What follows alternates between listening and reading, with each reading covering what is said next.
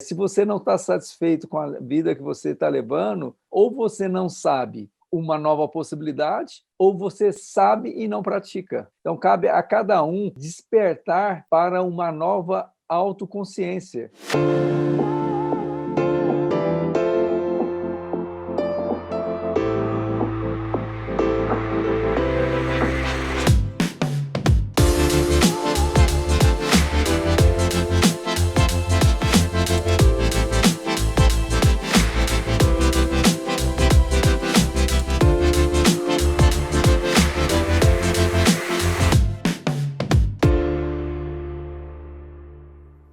Tudo sobre a relação entre cérebro e meditação, a ciência da meditação, como é que a meditação, que as técnicas de meditação podem influenciar o nosso cérebro, para que o cérebro também, por sua vez, influencie o corpo a ficar mais saudável, menos ansioso, menos estressado, e aí sim conquistar aquilo que ele, o neurocirurgião Eduardo Silva, chama de um cérebro em alta performance. Como é que nós chegamos até você? Porque eu estava buscando, e aí comentei com o Sanit, e ele falou assim, olha, eu conheço um médico que também fala de meditação, que fala desse negócio de mente, cérebro e corpo, então eu vou te dizer que vou te indicar. Ótimo. E que também não é uma coisa comum no ambiente médico, talvez a gente possa começar por isso, né? Também é uma coisa nova e são poucos os profissionais, nem vou dizer especializados, mas interessados mesmo no assunto, né? Com certeza, porque as pessoas, principalmente aqui no Ocidente, os médicos, elas são treinados para curar e elas não são treinadas para fazer a prevenção e muito menos, independente de religião, elas não chamam atenção o ato delas poderem espiritualizar, fazer meditação, se alimentar bem, em vez de ficar nesse mundo que nós sabemos que é um mundo de muita agitação, nesse mundo externo, ir para o interior, onde está toda a nossa sabedoria, está toda a nossa conexão com o universo, com os mestres, e está a nossa paz interior. Mesmo sabendo que hoje já existe um bom amparo na ciência, não é? Com certeza. Dos efeitos positivos da prática meditativa, não é isso? Então, mesmo aqueles mais céticos, hoje, cada dia que passa, são mais experimentos que comprovam resultados em diversas áreas, não é, doutor? Com E ainda certeza. continua esse ceticismo na medicina? Como é que está isso? Continua, porque, como eu disse no início, os médicos no Ocidente são treinados para a cura e muito menos eles procuram a autocura. E eles são muito conectados a medicamento, a cirurgia, e tem hoje vários trabalhos mostrando que as 3 eras da medicina. Se você me permite, eu vou só dar uma ilustrada. Vamos lá.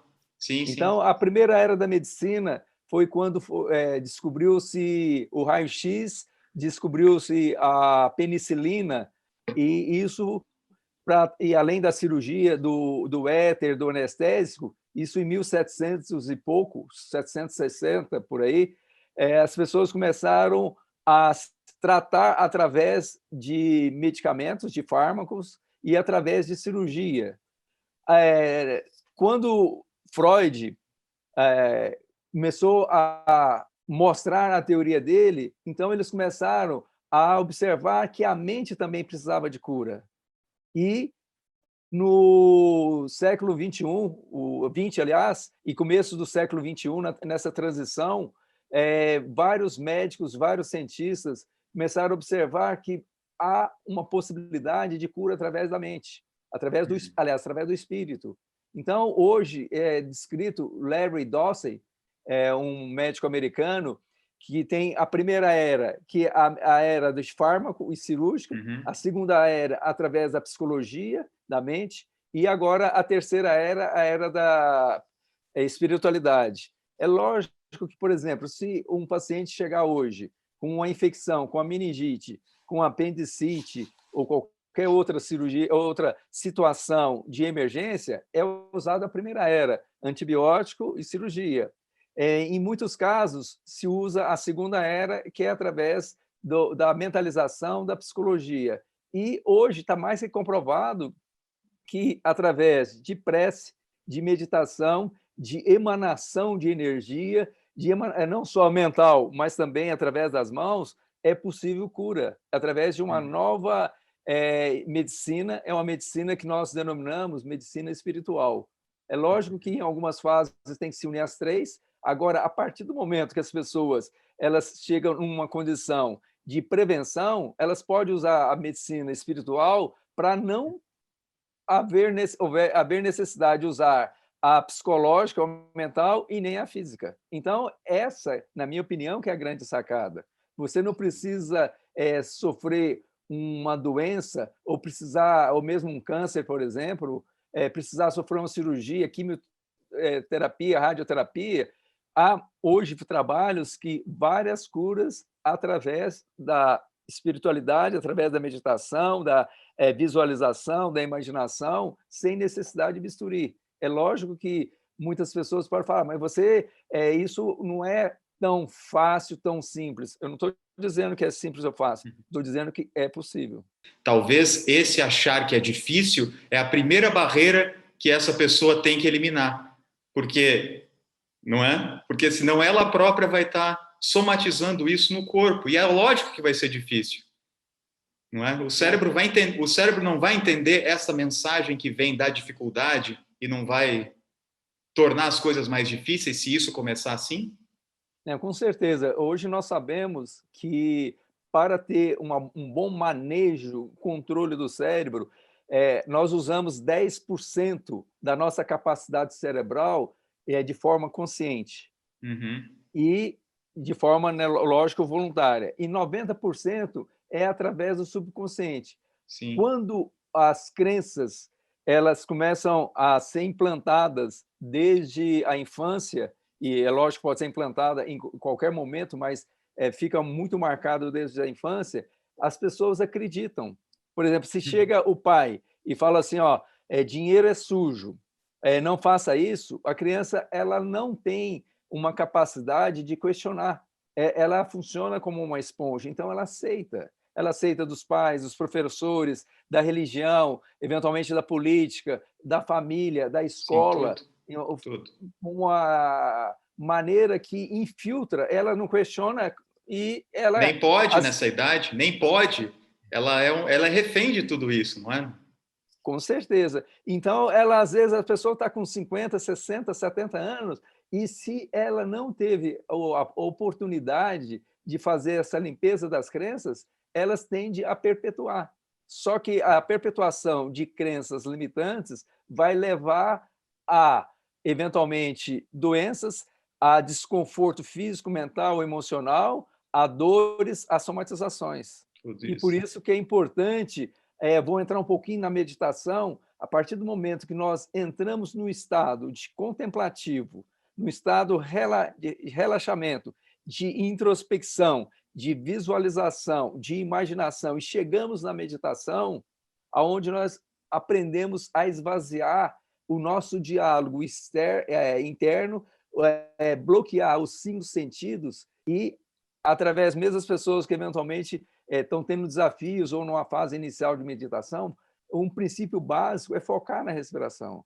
Focando na respiração, você libera esses estímulos vindo dos 5 sentidos e mesmo o diálogo interno, que eu posso ficar pensando, será que funciona? Será que não funciona? Que é o mais difícil, bobeira, não é? Que é o sexto sentido, como disse o Buda. É o mais desafiante, porque isso está dentro de você. E no dia a dia, nós temos em torno, segundo vários trabalhos, de 40 a 60 mil pensamentos. E, Imagina. Infelizmente, esses pensamentos por dia, a grande maioria, eles são repetitivos. É o que aconteceu ontem, anteontem, semana passada, e na maioria das pessoas, eles são negativos, eles são pensamentos que levam a pessoa à negatividade. E entra num círculo vicioso de somatização, de dor, de doença e de desconforto. E se nós formos investigar um pouquinho a origem desses pensamentos, se o praticante de meditação conseguir se esforçar nesse sentido, fatalmente ele vai encontrar que nem é dele aquilo tudo que ele estava pensando, não é, Edu? E aí ele vai chegar onde você disse, ele vai conseguir a origem disso e vai ouvir a voz do pai dele na cabeça, né? A do professor, sei lá, do primeiro chefe. Então, existe uma identificação com algo que nem é nosso, nem é um pensamento original nosso. Olha a coisa como, não é? Como é profunda e precisa de uma investigação. Por que tem muitos resultados positivos nos praticantes de atenção plena? Por que ficou famoso o tal do mindfulness? Não é? Eu imagino que seja por isso, porque com o tempo de prática, os pensamentos têm menos força sobre a gente, certo? É isso aí, Gabček. Pode ser compreendido da seguinte maneira. No nosso cérebro, nós temos entre 86 e 100 bilhões de neurônios. E, a partir do momento que a pessoa utiliza um dos sentidos, ela vai fazendo novas conexões, ela vai fazendo novas sinapses. E essas sinapses, no caso das crenças, dos pensamentos, elas são conexões muito fortes. Então, e não tem uma maneira ainda conhecida de romper de uma vez, a não ser num trauma muito violento, num choque, numa morte, num acidente, por metodologia convencional. Então, isso precisa-se de treino. Então, imagina que aqui eu vou demonstrar, tenha crenças limitantes. Agora, você quer sair dessas crenças e atingir outra. Então, essa explicação que você acabou de dar. Então, se você está nos pensamentos, e a partir do momento que você começa a ter atenção no corpo, o que acontece? Aquelas crenças, elas começam a enfraquecer. Vamos fazer uma analogia com a luz. Elas estavam muito iluminadas, e a partir do momento que você joga um foco, imagina uma lanterna para o outro lado, aqui começa a ficar escuro e do outro lado fica claro. E qual que é o lado que fica claro? Aquele lado da autopercepção, aquele lado da introspecção, aquele lado de observar o corpo, observar a respiração. E a partir do momento que aquelas conexões iniciais eram fortes, elas vão enfraquecendo, e aquelas que não tinham, ou eventualmente eram fracas, elas vão fortalecendo. Então, isso é um método de explicação de como, através do treino, nós podemos fazer o que nós denominamos neuroplasticidade. E essa neuroplasticidade é denominada neuroplasticidade ativa, uma neuroplasticidade proativa ou uma neuroplasticidade positiva. Aquela neuroplasticidade que nos leva a sofrimento, que nos leva à dor, ela também é uma neuroplasticidade, só que é uma neuroplasticidade reativa, negativa e que nos leva a sofrimento. Então, o grande toque-chave nesse caso é você sair de uma neuroplasticidade que te leva à dor para uma neuroplasticidade que te leva a bem-estar. Então, isso pode ser feito através de treinamento, e muito treinamento. E não voltar a criar novas, né? Porque... normalmente, eventualmente, quando as pessoas ainda estão numa fase inicial, até essas novas são recriadas ou são criadas. A partir do momento que elas entram num estado meditativo e com muita dedicação, persistência, prática, o próprio Buda, em várias ocasiões, quando eu chegava perto dele, mestre, como que eu faço para conseguir isso? Prática, prática e prática. Sim. Assim nós estamos falando da meditação como um treinamento, né? Não tem como... Para que o praticante observe todos esses resultados, né, que infelizmente não sai muito, né? Não sai no G1 nem no UOL os resultados, sai de vez em quando uma coisinha pequena, né? Imaginemos que as pessoas que estão em casa agora nos assistindo, que elas não têm nenhuma experiência com a meditação, estão vendo esse diálogo e elas comecem a praticar. Já existe evidências de que a partir de 21 dias, depois 40, 60 dias, já é inclusive possível de mensuração através de exames, não é? Clínicos, sei lá, exame de sangue, exames, como é que eu... Eletroencefalograma e ressonância eletroencefalograma. magnética funcional. Inclusive, tem uma médica, Lara, da Universidade de Chicago, ela fez uma mensuração da seguinte forma: ela fez 2 grupos, um grupo controle, que eles falavam, que ela orientava, procura respirar, relaxar, ficar calmo, e um outro grupo que ela orientou todos o básico da meditação. E foi observado, através principalmente de eletroencefalograma e ressonância magnética funcional, que a região do córtex pré-frontal, ele que é o responsável pela paz, pela tranquilidade, pelo sossego, pela calma, ele aumentou o córtex cinzento, da substância cinzenta. Enquanto que as pessoas que não meditaram, não mudou nada. Isso praticando a meditação 5 dias por semana, durante 20 minutos, por 8 semanas. Então, já teve uma maneira de mensurar o crescimento de neurônios, o desenvolvimento de neurônios, e houve uma hipertrofia da massa cinzenta. E justamente nessa área do córtex pré-frontal, que é o maestro, o mestre de uma orquestra. A orquestra é o restante do nosso cérebro e o nosso corpo. Então, é ele que coordena, ele que gerencia, ele que comanda todas as nossas reações. Quando, por exemplo, nós temos, como você tinha comentado, uma situação instintiva, eventualmente, uma situação de condicionamento, através da ativação do córtex pré-frontal, nós aprendemos a ter um comando, um controle do sistema límbico, que é o sistema hormonal, ou o sistema mamífero, que é o sistema emocional. E também nós temos um controle do cérebro instintivo, que é o cérebro reptiliano, que é o responsável pela situação de sobrevivência. Ele nos dá a capacidade de lutar ou fugir. Quando as pessoas não têm uma paz interior, elas não meditam, normalmente ficam no comando ou o cérebro instintivo, que é o básico da sobrevivência, que é o alerta, ou o cérebro emocional. E quando esses dois estão no comando por muito tempo, com certeza a nossa razão ela fica anulada, e com isso, quando se toma a maioria das decisões de nível emocional, o nosso corpo sofre. Sofre dor, sofre doença, sofre por mau relacionamento, sofre por estresse. Sim. Você está me dizendo que também existe, nesse caso, uma identificação direta com qualquer processo de pensamento, né? Veio aquele pensamento, eu já tomo logo carona com ele, e aí, depois de um tempo dessa carona, começa a somatização no corpo. Justamente. Então, por isso que é importante estar bem assim definido como a meditação pode proporcionar benefícios para o autocontrole emocional, o autocontrole instintivo.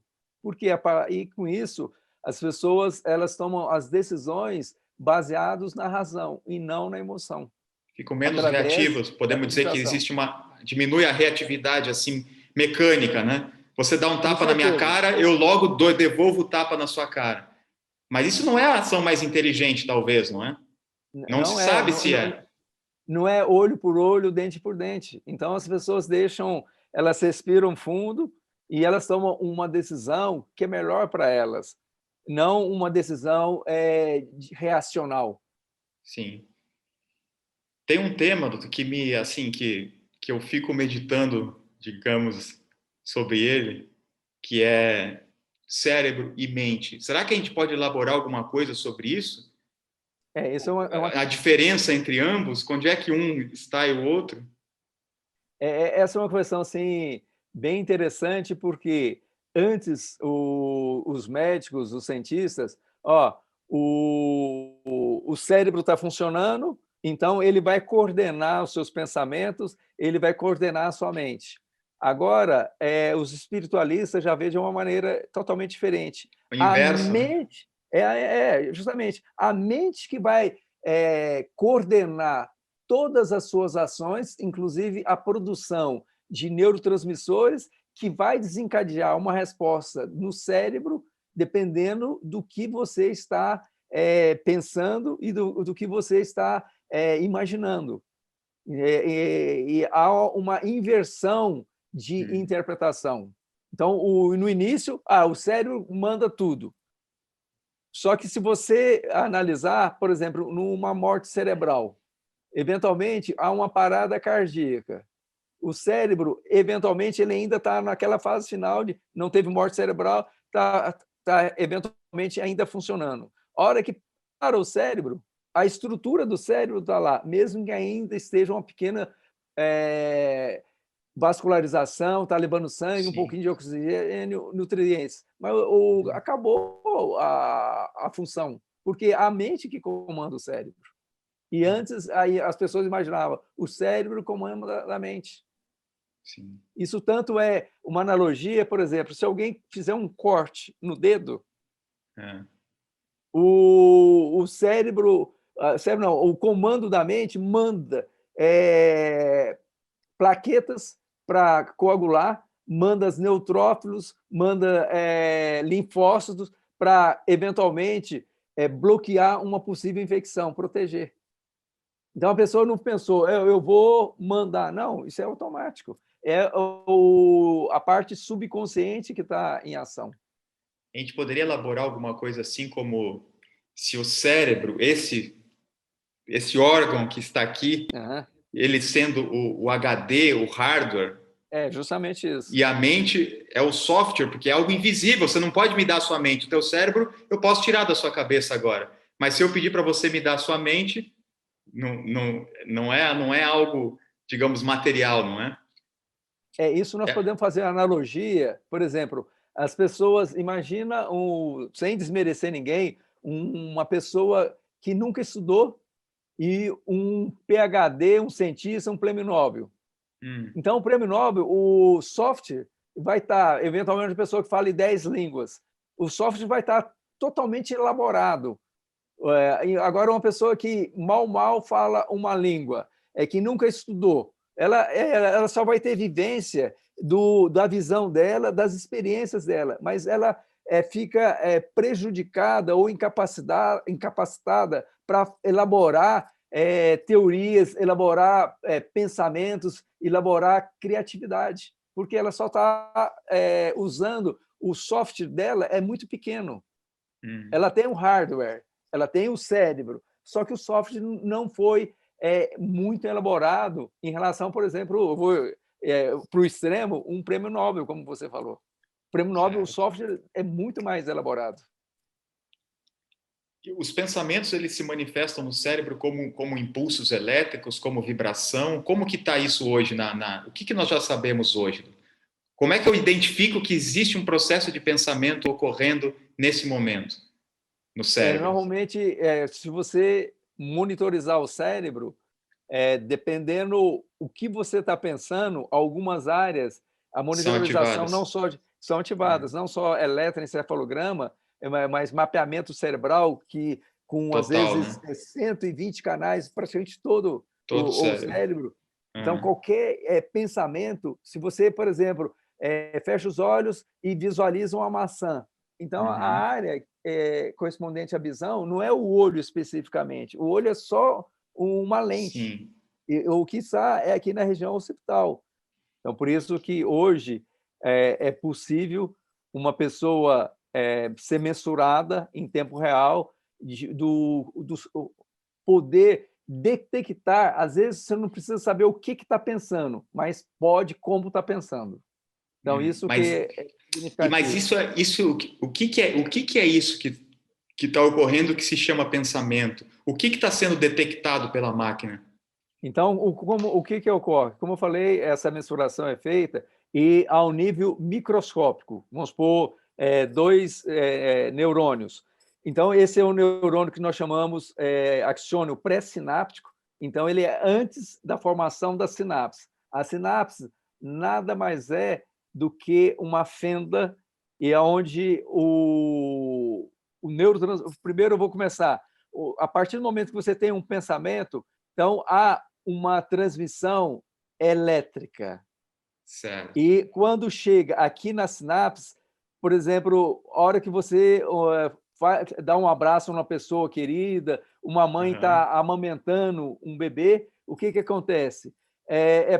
Esse estímulo elétrico, ele carrega uma produção de ocitocina, e a ocitocina é liberado aqui na região da sinapse, e a hora que ele passa para o outro dendrito, por outro neurônio, esse neurônio ele recebe aquele estímulo de prazer, e isso repercute, dependendo da quantidade de ocitocina, num prazer assim, momentâneo, e um prazer que as pessoas se sentem com compaixão, com um amor, com empatia, e principalmente quando tem um relacionamento amoroso ou um relacionamento pai-filho, filho-pai. E mesmo se você abraçar uma pessoa que você nunca viu, mas com um sentido de amor puro, incondicional, mesmo que não tenha conotação sexual nenhuma, você produz endorfina depois de 30 segundos. Endorfina e ocitocina. E da mesma maneira não ocorre para o outro lado? Porque nós estamos falando de prazer, de sensações positivas, de afeição, certo? Nesse sentido, de amorosidade, de compaixão. Então, existe esse impulso elétrico e o neurônio se comporta dessa maneira. Por outro lado, existe o nascimento também de uma coisa negativa, né? Através do processo de pensamento, que também é construído da mesma forma e também é um impulso elétrico, certo ou não? Não, é certo.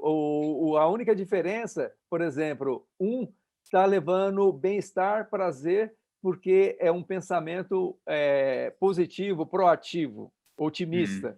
Enquanto que, a partir do momento que a pessoa emana emoções, por exemplo, raiva, medo, ódio, tristeza, o que está acontecendo? Está havendo uma produção de hormônios que vai manifestar aquilo que a pessoa está sentindo. Então, por exemplo, se ela está estressada, vai haver a produção de cortisol, adrenalina e noradrenalina em alta dosagem. E isso leva à intoxicação dos neurônios, destruição dos neurônios e de cada célula do nosso corpo, quando é uma produção excessiva. E aí não vira uma bola de neve, e aí vira uma retroalimentação, não é? Porque você não sai nunca disso, porque também vira uma consequência, esse estado estressante vira também uma consequência, né? Não só a causa lá em cima, como a consequência. É uma coisa que chamou a atenção, justamente, é uma retroalimentação. Quanto mais você está em raiva, mais você produz os hormônios deletérios, mais esse hormônio te leva a manter o ciclo da raiva. E se você não der uma saída, não quebrar, não cortar esse ciclo, perpetua. Por isso que você vê, eventualmente, pessoas 10, 20, 30 anos com depressão, ansiosas, com angústia, com tristeza, com pensamentos suicidas, e elas não conseguem ver uma luz no fim do túnel, porque elas estão fazendo um loop dessa produção de hormônios maléficos para o corpo dela. Fico imaginando se nas escolas ensinassem as crianças a meditar em países como o Brasil. Você imagina como seria a sociedade que hoje, mais do que comprovadamente, não está dando certo, né? Com certeza. Tem algumas escolas que já têm um início de meditação para crianças. Agora, se isso se tornasse eu não vou falar obrigação, mas um estímulo ou uma regra, sim, isso mudaria completamente. A formação, inclusive, né? A formação biológica, físico-química, tudo do corpo, né? Do cérebro, mente. Não só a parte física, mas a parte biológica como um todo, a parte mental, a parte emocional. Imagina uma criança que, em vez dela ter desavenças, raiva, eventualmente até questões de briga com essas crianças, respirasse, meditasse, ela iria abraçar essa criança, ela iria ser proativa, ela iria ter mais empatia, mais compaixão. E, com isso, a menor chance de ter doenças, não só física, como mental também, ou fazer uma condição de somatização corporal. E essa é uma outra área que talvez seja ainda mais desconhecida dos pais e mães que vão nos assistir, que estão vendo esse vídeo, é que já existem também experimentos feitos com crianças, feitos em escolas do uso da meditação. Algumas crianças tinham déficit de atenção, que hoje é um diagnóstico comum, não é? Mas esses experimentos feitos com crianças que praticam de maneira lúdica, sabe, que tem um mínimo contato com a meditação, tem revelado assim coisas muito interessantes. Por exemplo, esse déficit de atenção simplesmente desaparece. É uma coisa muito interessante o que você falou, Gabchak, é que quando a criança...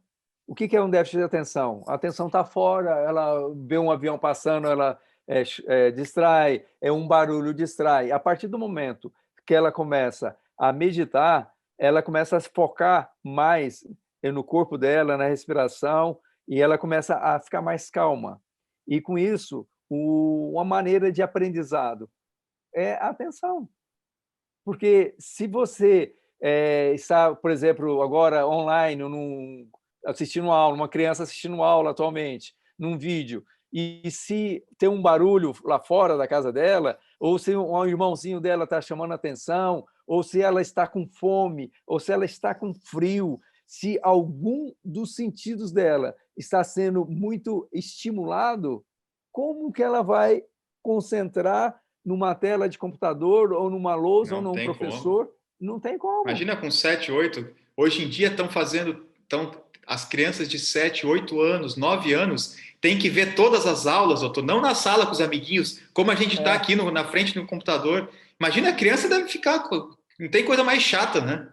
Mas justamente fica com tédio, porque uma coisa é você ter a interação com as outras crianças, você, de uma forma ou de outra, tem o intervalo, tem o recreio, você vai brincar, vai... Isso nós estamos falando em crianças pequenas. Agora, imagina uma criança de 7, 6 anos, 8 anos, ficar de frente 4 horas no computador e depois tem que fazer mais as tarefas.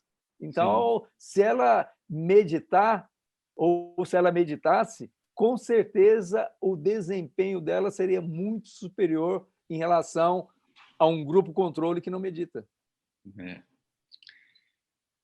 Durante algum tempo, doutor, e ainda hoje, eu tenho trabalhado com atletas profissionais. Então, uma identificação que eu tenho feito, uma constatação, é que mesmo nesse ambiente em que se quer um corpo super saudável, um corpo rendendo o máximo, eles estão muito aquém do que poderia ser o máximo para aqueles corpos. Não é? Eu não sei se você concorda com isso também, de ter um corpo no máximo que ele pode render, sem fazer um treinamento mental com base em meditação e técnicas dessa natureza. Eu concordo plenamente, Gabi, porque as pessoas não só corpo físico, e como você comentou, tem a mente, tem o espírito, e só na respiração, a partir do momento que as pessoas aprendem a ter uma respiração diafragmática, elas, simultaneamente, elas vão fazer um estímulo no nervo vago, um estímulo nos nervos frênicos, e, com isso, melhora a estimulação do parasimpático, elas vão ter maior armazenamento de energia, elas vão ter melhora da imunidade e, simultaneamente, elas vão ter maior oxigenação, maior quantidade de sangue, maior número de nutrientes para o cérebro. E, com isso, o nosso cérebro, mesmo pesando 2% do nosso corpo, ele recebe em torno de 20 a 25% de todo o oxigênio, sangue e nutrientes. Imagina. Cérebro sem nutriente, sem oxigênio, Sim. é um E, cérebro... e agora, doutor, o nutriente principal é o oxigênio, É que justamente está aí isso. disponível. Tá, ainda não se cobra imposto. Então, Sim. nesse aspecto, as pessoas, se elas imaginassem, por exemplo, um atleta qualquer área, se quiser ter alta performance que eu falo assim, de um nível superior, não é só a parte física, ele tem que treinar a parte mental. Um exemplo, não sei se vocês sabem a história, para quem esteja nos assistindo, é do Phelps. O Phelps, além de treinar 8 horas por dia, ele treinava, o técnico dele, mesmo quando ele tinha 7 anos, ele falava assim, vamos tocar a fita. O que é essa fita? Então, ele fechava os olhos antes de dormir e visualizava ele nadando em alta performance, ele subindo no pódio, recebendo a medalha e, simultaneamente, ele tinha uma música que era uma música que eles chamam como um gatilho. A pessoa ouviu a música igual o sino do Pavlov, quando os cachorros ouviam o sino, antes, mesmo sem dar o alimento, eles ficavam condicionados. Então, ele já salivava. E o Phelps ele foi treinado isso até nas últimas Olimpíadas que ele participou, antes de qualquer dele dormir e antes de qualquer apresentação, ele usava a mente, ele visualizava ele nadando, ele visualizava ele com melhor empenho, ele visualizava ele recebendo a medalha olímpica, ele visualizava ouvindo o hino nacional americano. Então, ele podia só treinar às 8 horas, mas o que fez o Phelps ser o grande atleta de todas as Olimpíadas, o maior número de medalhas olímpicas, foi, além do treino mental, além do treino físico, o treino mental. Sim. É o que você acabou de falar, Gabi. Mas e olha só, e você me disse apenas uma técnica de visualização que ele fez. Imagina se ele entra num treinamento num nível mais profundo, em que ele experimente outras, não é? Com certeza. Já foi gigante, teria sido muito maior. Nós falamos que o processo de pensamento, existe aí um impulso elétrico, certo? Existe Sim, algo elétrico vivo. e químico, né? Exato, elétrico e químico, muito bem. Vamos imaginar um atleta que pratica há muitos anos, ou seja, aquele corpo já repetiu determinado método de treinamento por 5 anos, 10 anos, 15 anos, certo? Sim. Então, esse corpo já sabe, ele já repetiu isso, né? No consciente e nos 90% inconscientes de tanta repetição, o cérebro já está mais do que, né? Já reconhece mais do que o necessário, como ele deve se comportar.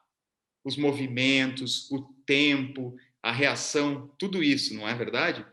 Já houve muita repetição, houve muito treinamento.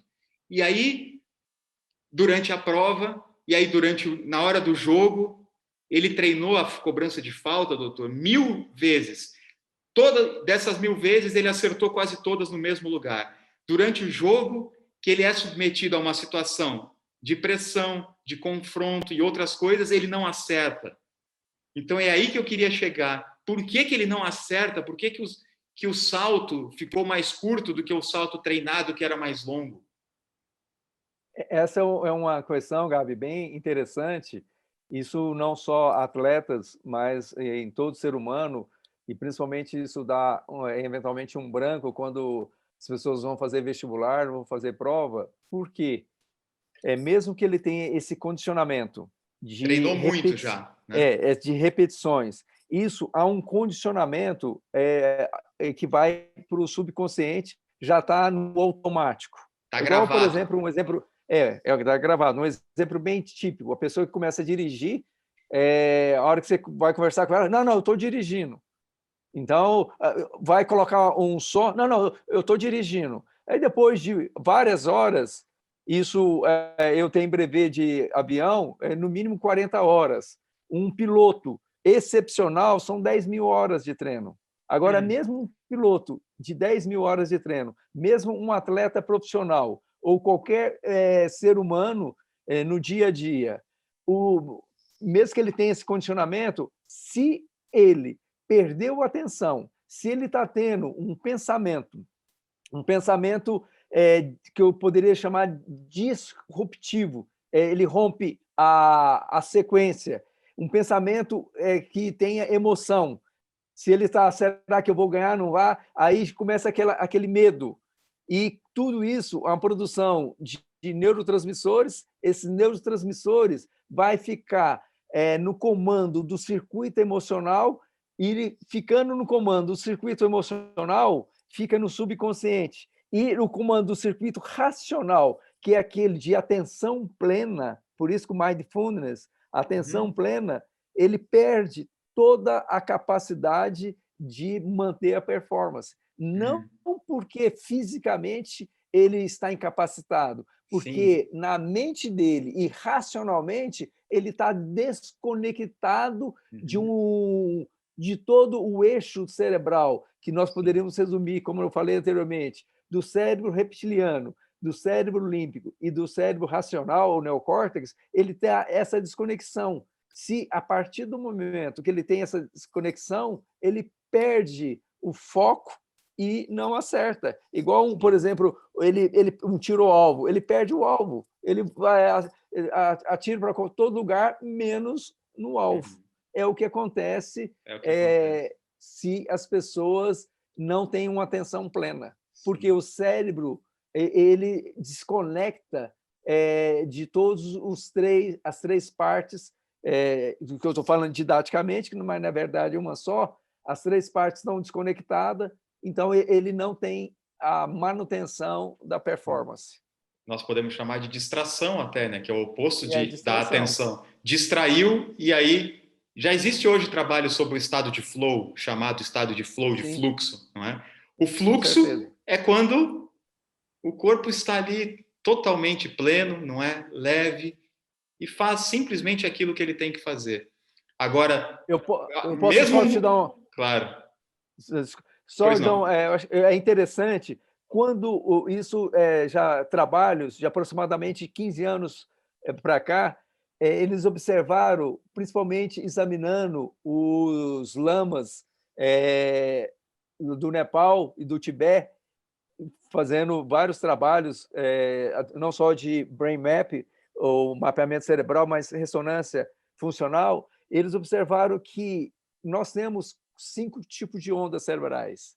A primeira onda que as pessoas conhecem, que é essa que nós estamos interagindo, é a alfa. A segunda onda, que ela aprofunda, é a onda... alfa não, desculpa. A primeira onda é beta, que as pessoas estão em vigília. A segunda onda é a onda alfa, e só de você fechar os olhos, respirar fundo, você já aprofunda, é a onda do relaxamento. Depois, a terceira onda é a onda teta, que aonde as pessoas elas podem ouvir, ainda estão entrando no estado de sonolência, mas o corpo já está paralisado.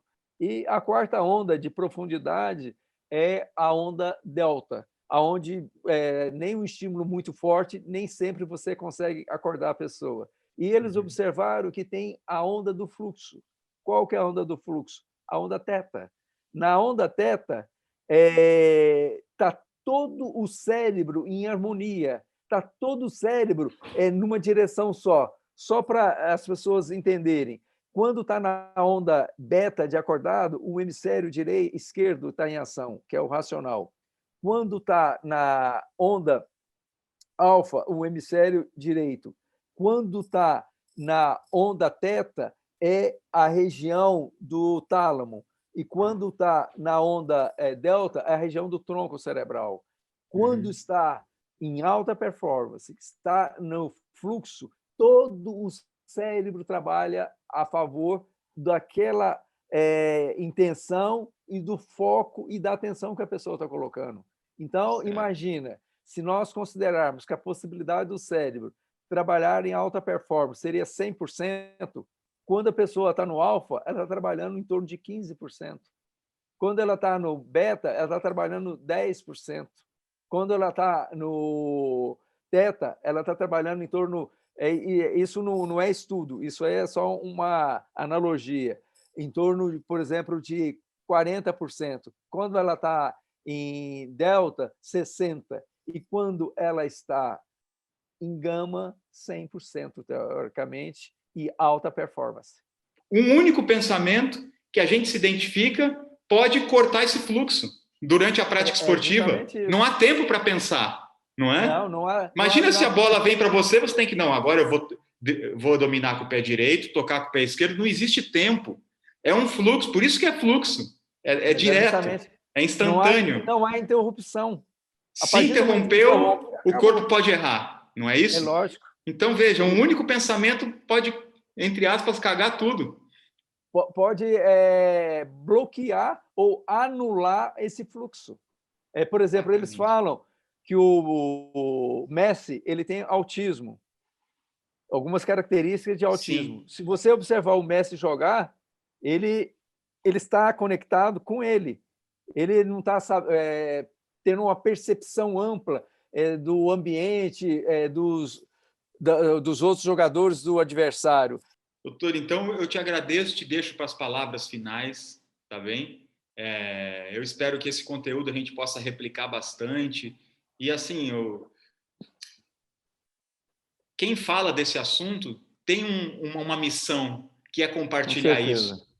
Compartilhar isso, as pessoas saberem que às vezes elas podem deixar o Rivotril, ou pelo menos ir diminuindo o Rivotril. E que cada dia que a nossa palavra, a nossa informação, comunicação, o nosso compartilhamento sirva de inspiração para que outras pessoas também possam visualizar novas possibilidades, não ficarem nas crenças negativas e perceber que atrás de uma dor, de um sofrimento, tem a saúde, tem o bem-estar, tem a felicidade, tem a alegria, e que cabe a cada um de nós como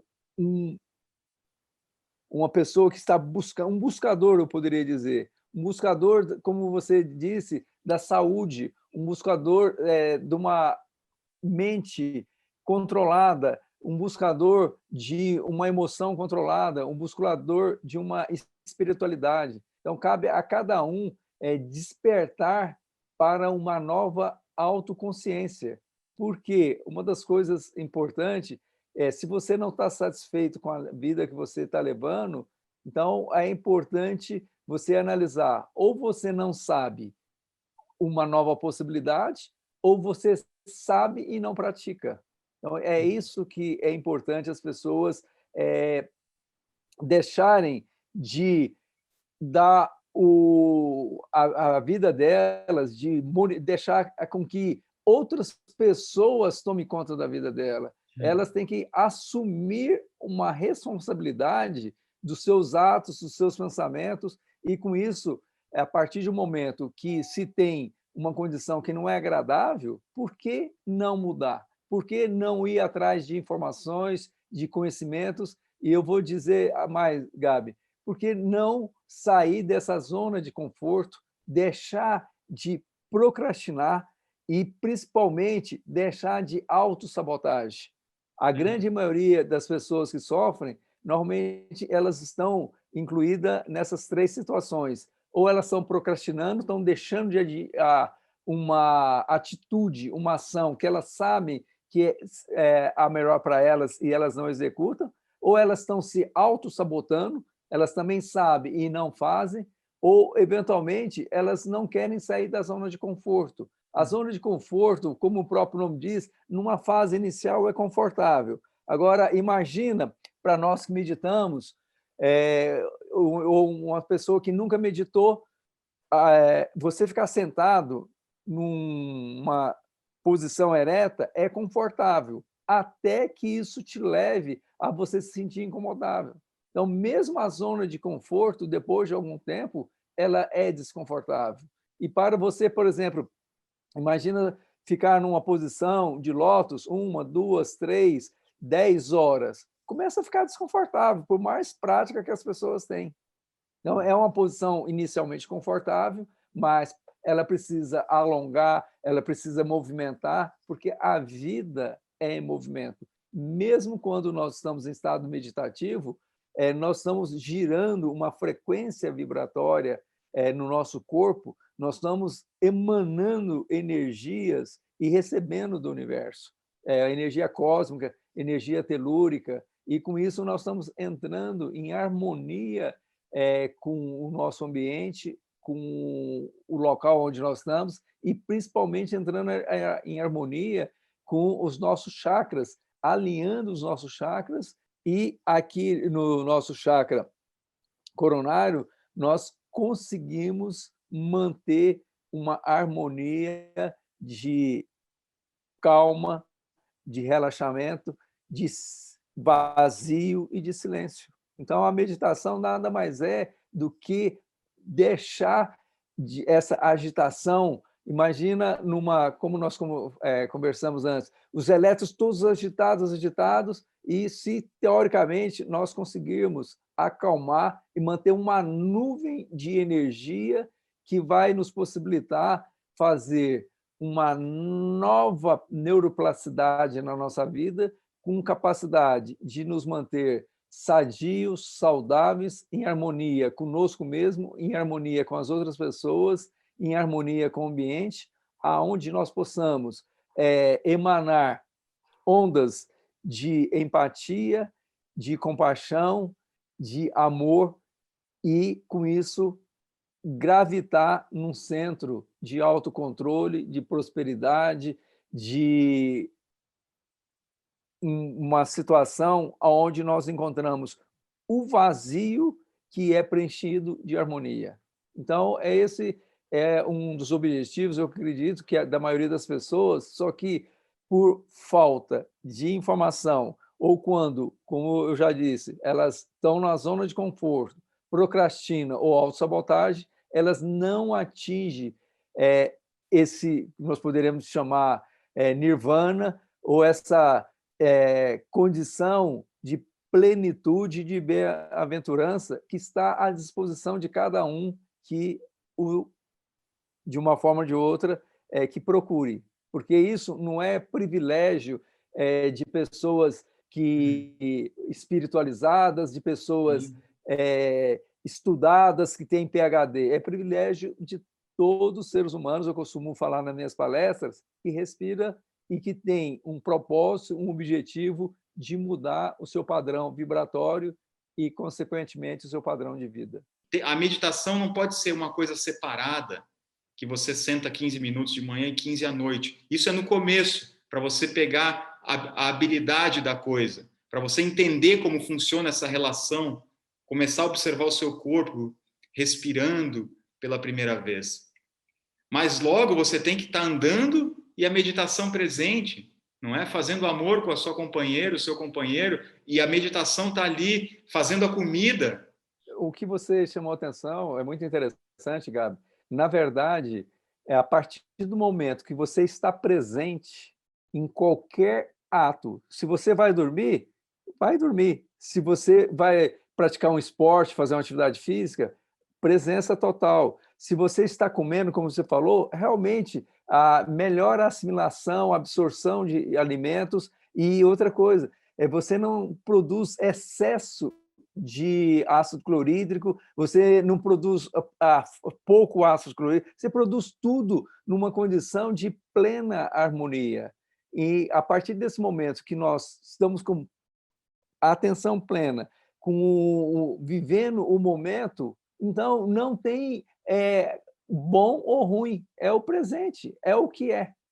Muito obrigado, prazer em te conhecer nesse momento. Igualmente. Virtualmente. Espero que a gente possa ter outras conversas dessas esclarecedoras e continuar levando isso para as pessoas ouvirem.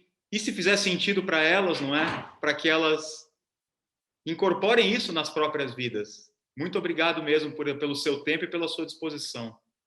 Eu que tenho que te agradecer, agradeço ao Paulo, e eu estou à disposição porque, como você bem disse, Gabi, no início, a partir do momento que você começa a ter informações, conhecimentos, seria uma, entre aspas, sacanagem você ficar só com você. Então, quanto mais você puder compartilhar e que possa servir de inspiração para um ser humano ou vários seres humanos, com certeza aquelas pessoas estão fazendo e vão fazer uma grande diferença na vida delas. Um grande abraço, boa noite. Tá outro. Boa Valeu. noite.